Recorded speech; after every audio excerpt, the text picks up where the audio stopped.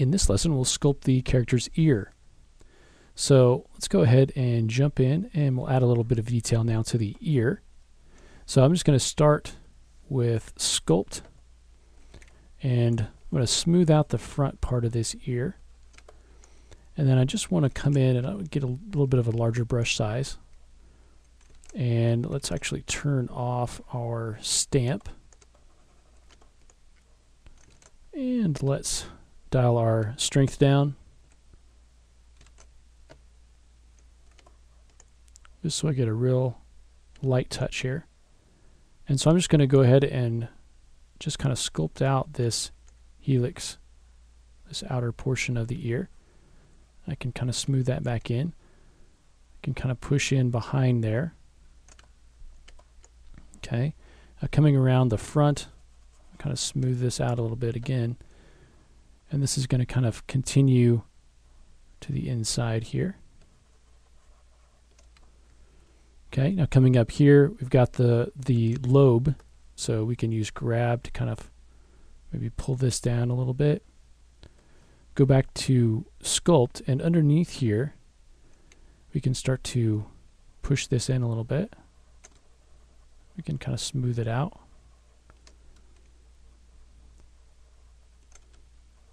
And then we've got this area up at the front that will kind of extend out into that area. Kind of again smooth that back into the head.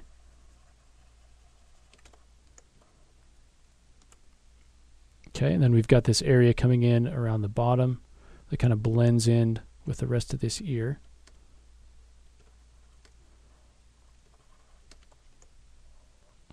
All right, now we've got this, it's called the anti-helix. These pieces kind of coming in here.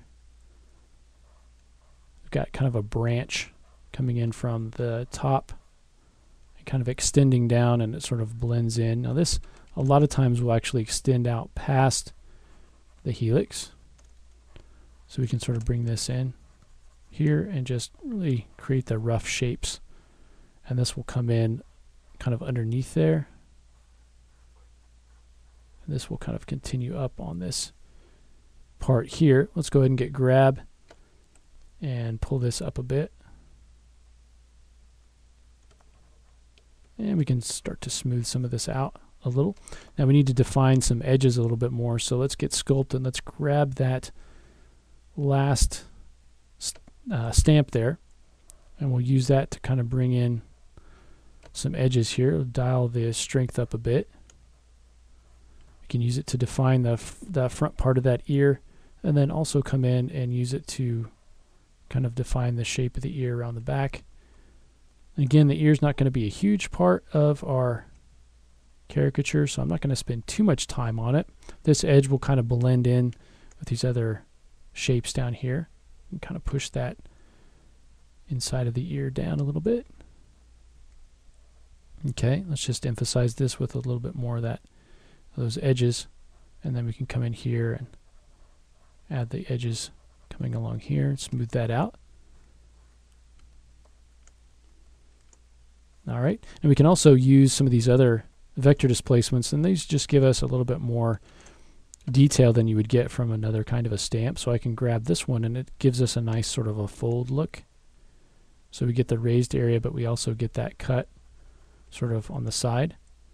So I can use that to kind of build that part of the ear out.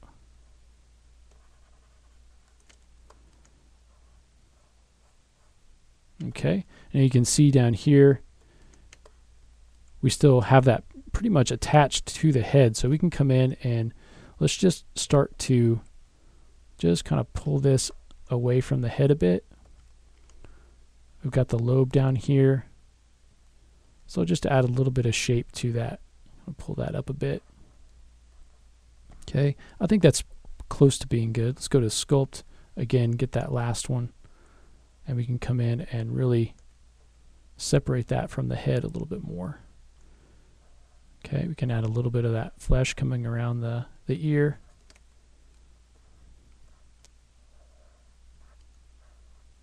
Okay, now if you're using Mudbox 2012, you could do this exact thing in about 2 seconds. So if you really want to cheat, you can go ahead and let's use Sculpt and go to Stencil, and let's select this stencil down here. And right now it doesn't look like too much, but let's actually just experiment with this let's just do it up on the side of the head. You can see that I dial my brush size up a bit, or my brush strength up a bit. If I paint through this, I get a nice little ear just by using that vector displacement. So again, a good tip, if you are having to create an ear for one character, you might as well use that in your library. So in this case, we've extracted that ear as a vector displacement map.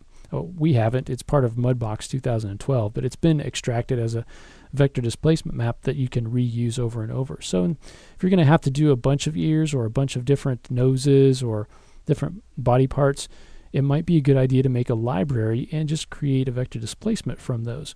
And we actually have training in the Mudbox introduction that will take you through that process of creating that. But that's just another way to real quickly drop in an ear. If you're using 2012, that'll be available to you down here in your stencil tray. All right, so I think that ear is going to work just fine for us. If you want to spend a little bit more time on it, you certainly can. The next thing that I want to do is just to take a pass across this face and just add a little bit more detail to it. Let's work on the nose a bit and do some sculpting there. We haven't done really much work on the nose, and just sort of finish this up before we move on to the eyebrows and some of the other parts of this model. So we'll go ahead and do that next.